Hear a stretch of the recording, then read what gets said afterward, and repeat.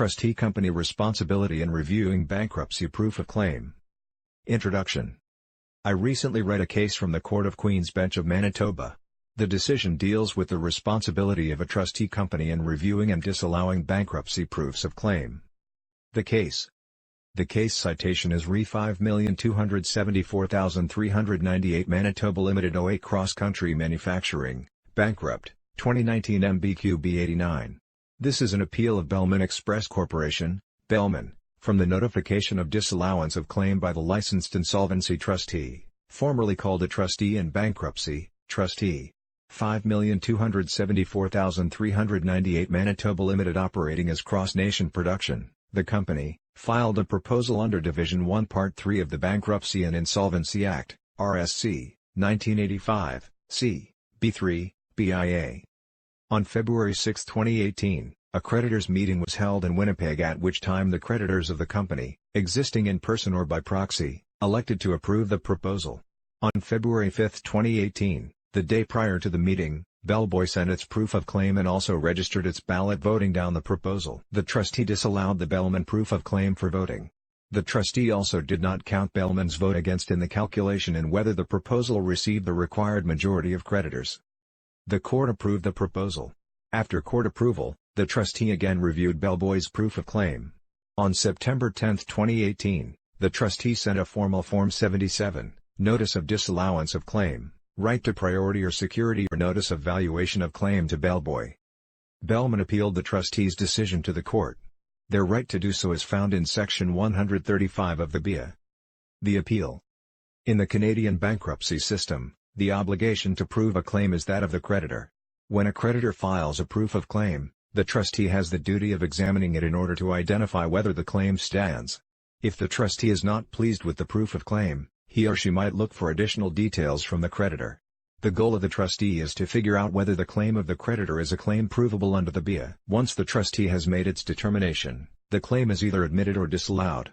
If disallowed, in whole or in part, the trustee must issue its disallowance using Form 77, Notice of Disallowance of Claim, Right to Priority or Security or Notice of Valuation of Claim. The creditor receiving such a notice of disallowance can appeal the trustee's decision to the court.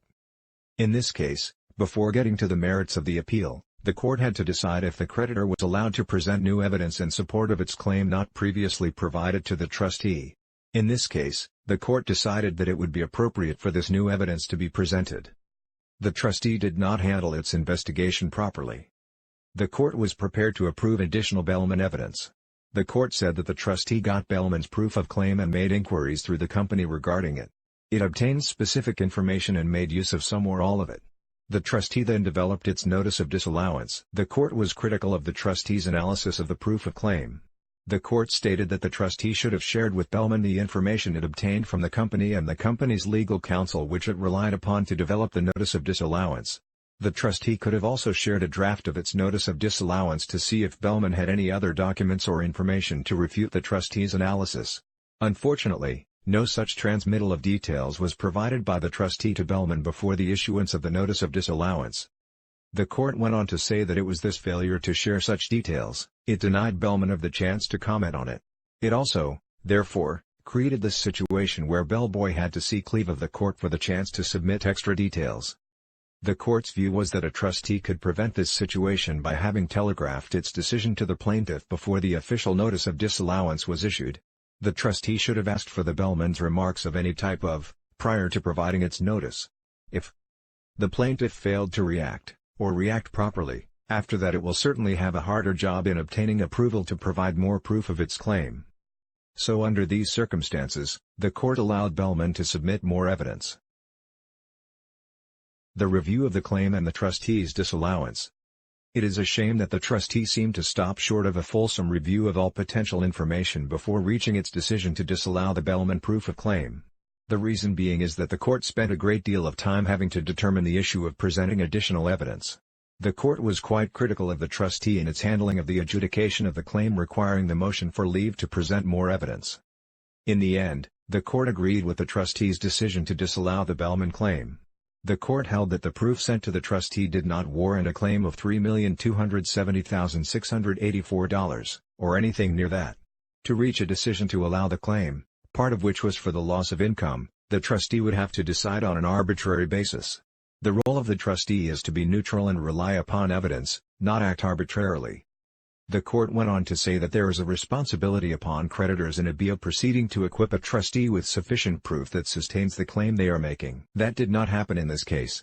The court went on to say that additionally, there is no responsibility on a trustee to sustain the cost of a substantial examination of a claim which on its face seems blatantly overvalued. Were that the situation, creditors would certainly be urged to submit extremely pumped-up claims. The far better strategy is to urge a circumstance where creditors file sensible claims with sufficient proof to sustain them. That way creditors ensure that the time, initiative, and expense of a trustee to examine, analyze and value the claim is reasonable. So in the end, the court sided with the trustee's decision but admonished the trustee for essentially wasting the court's time. Trustee Company Summary. Do you or your business have creditors claiming against you? Are you in financial distress? Do you not have sufficient funds to pay your expenses as they come due?